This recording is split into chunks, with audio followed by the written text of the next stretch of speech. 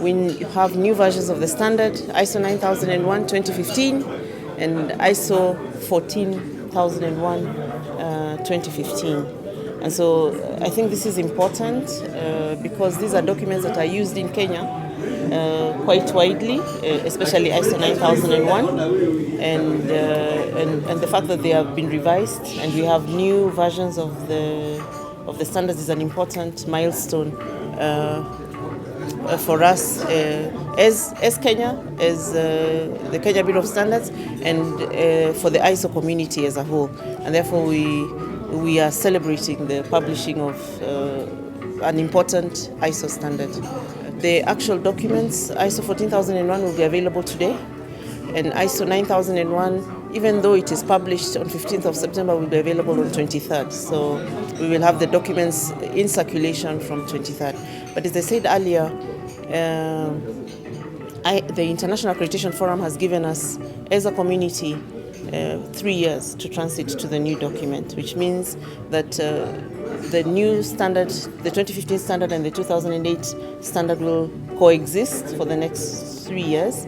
However, on 15th of September 2018, anyone who has ISO 9001 2008 will have an invalid document. It's important to not ambush people. But what it means that is you must, if you want to continue to have a certification beyond 2018 September, you must transit to the new document. You don't have a choice. Otherwise, if you don't do it and you want to still have 2008, there will be no certification body who will be able to certify you to a 2008 version after 15th of September 2018. So that's important.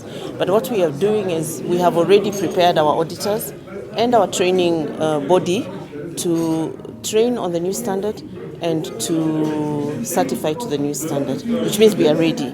So, and then we will take all our customers through the process of transition over the next 2 years.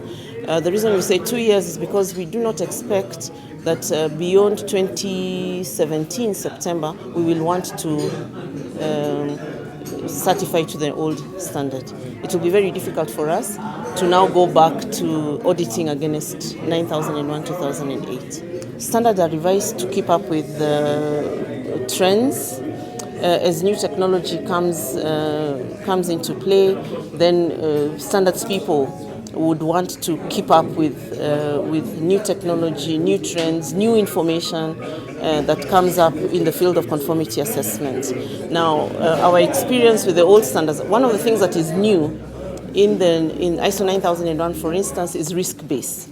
You know that risk management is important, that organizations are being asked to address risks, to identify what are the risks that affect your organization and how are you managing them. And therefore risk management is now been put into ISO 9001. Another thing that is important for the new ISO 9001 is that a lot of times, especially in public sector, the issue of strategy, the strategy of the organization, the vision of the organization, the mission of the organization has always been seen as separate from quality management. And therefore, all the years we've been talking about quality management being focused on the customer, but sometimes people are not able to see the correlation between that and where it is that the organization is going.